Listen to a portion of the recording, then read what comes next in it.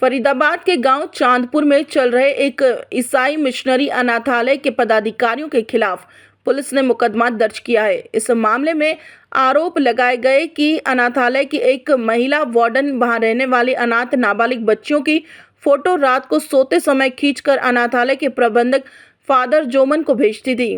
इस मामले में अब महिला आयोग हरियाणा की चेयरपर्सन ने संज्ञान लिया है और जांच की सिफारिश की है।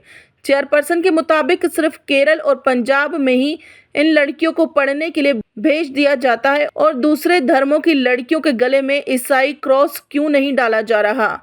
दिखाई दे रही तस्वीरें उसी ईसाई मिशनरी के अनाथालय की है, जहां आज हरियाणा महिला आयोग की चेयरपर्सन रेनू भाटिया पहुंची थी।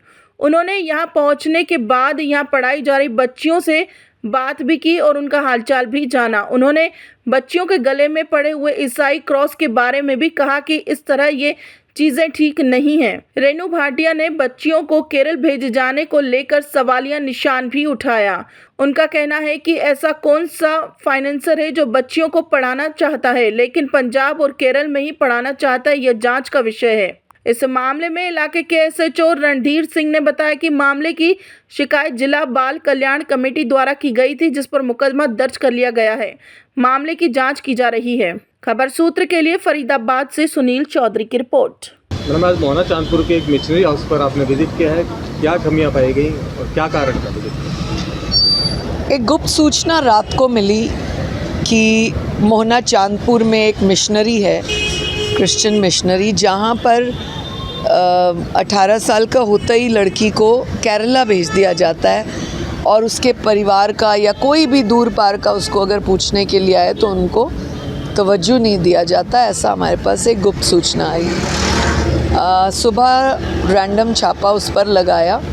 ऐसा मालूम हुआ कि ABC नाम की एक लड़की को जून में 18 साल का होते ही यहाँ से भेज दिया गया और ये कह के कि केरला में उसको किसी ने स्पॉन्सर किया हायर स्टडीज़ के लिए। उसकी बहन ने इनसे बात की थी कि मुझे अपनी बहन वापस दे दो, अब मैं भी बड़ी हो गई, उसकी देखभाल कर सकती हूँ, लेकिन इन्होंने वहाँ भेज दिया।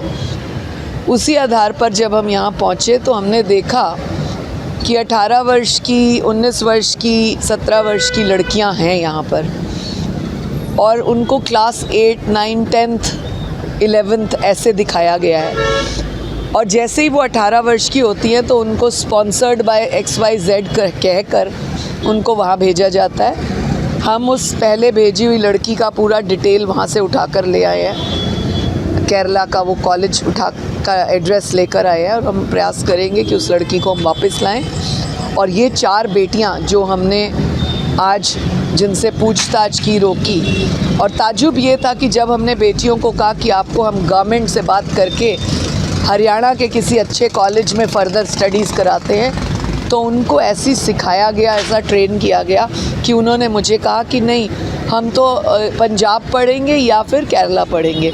तो ये एक सोचने का विषय है कि इस तरह से ऐसा कौन स्पॉन्सर है जो गरीब बेटियों को पढ़ाना तो चाहता है लेकिन केरला में पढ़ाना चाहता है, क्या मकसद है। दूसरा, हमने देखा 31-32 लड़कियों में 4 बेटियां रोज़ी, जेनिफर या कुछ इस तरह के क्रिश्चियंस नाम की थी। बाकी सारी बेटियां दूसरे धर्मों की थी, परंतु सबको एक बीड्स की माला में क्रॉस पहना दिया गया। और जब मैंने पूछा कि आपको ये किसने बनाया तो उन्होंने बताया यहीं से मिला। कहने का अभिप्राय ये है कि हम किसी को ज़बरदस्ती ना करें।